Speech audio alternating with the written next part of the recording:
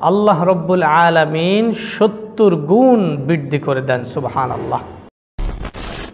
পবিত্র মাহে রমজান মাসের বরকত এবং রহমত সম্পর্কে রাসূল পাক সাল্লাল্লাহু আলাইহি সাল্লাম ইরশাদ করেন যে রমজান মাস, যখন রমজান মাসের চাঁদ দেখা যায় তখন ওই দিনের মাগরিবের নামাজ আল্লাহ রব্বুল আলামিন 70 গুণ বৃদ্ধি করে দেন। সুবহানাল্লাহ।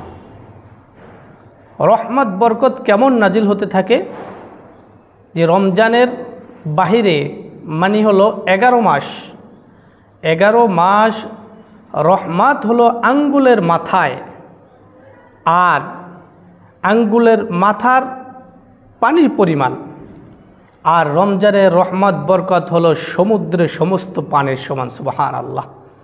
তাহলে আল্লাহ পাক বান্দার জন্য কত নিয়ামত রেখেছেন।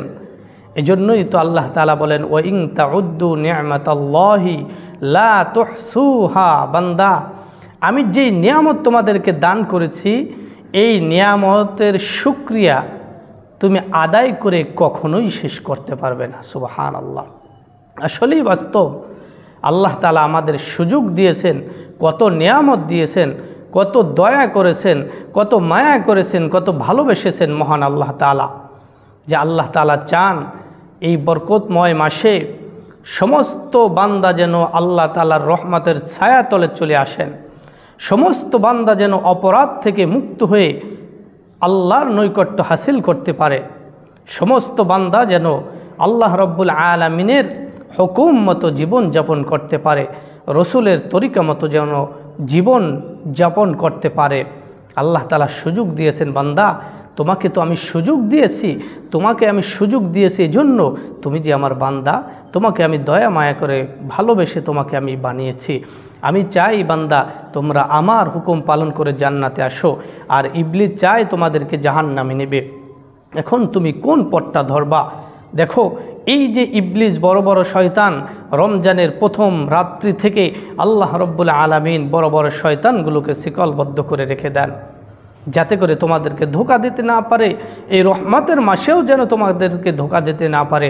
তোমরা যেন এই রহমত, মাগফিরাত, নাজাতের মাসে যেন আল্লাহর নৈকট্য হাসিল করতে পারো। কিন্তু এতদা সত্ত্বেও যদি তোমরা আমার নৈকট্য হাসিল করতে না পারো, তাহলে এর চেয়ে হতভাগা তোমার চেয়ে আর পৃথিবীতে কেউ থাকবে না।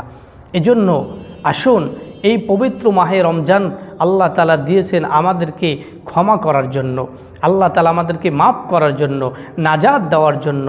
আমরা যদি এগুলো না নিতে পারি, এটা আমাদের ব্যর্থতা, এটা আমাদের ব্যর্থতা। এজন্য আসুন, পবিত্র মাহে রমজানের যে বরকত আল্লাহ তাআলা দিয়েছেন, যে একটা নফল ইবাদত করবা, একটা ফরজের সমতুল্য সব আমি তোমাকে দান করব। সুবহানাল্লাহ। আর একটা ফরজ আদায় করবা, আমি আল্লাহ তাআলা তোমাকে 70টি ফরজের সমপরিমাণ সব তোমার আমলনামা লিপিবদ্ধ করে দেব। এর চেয়ে আর সুযোগ কি দিবেন আল্লাহ তাআলা? এজন্য আসুন, এই সুযোগকে কাজে লাগিয়ে আল্লাহ তাআলার নৈকট্য যেন হাসিল করতে পারি। আল্লাহ তাআলা আমাদের সকলকে সেই তৌফিক দান করুন। আমিন।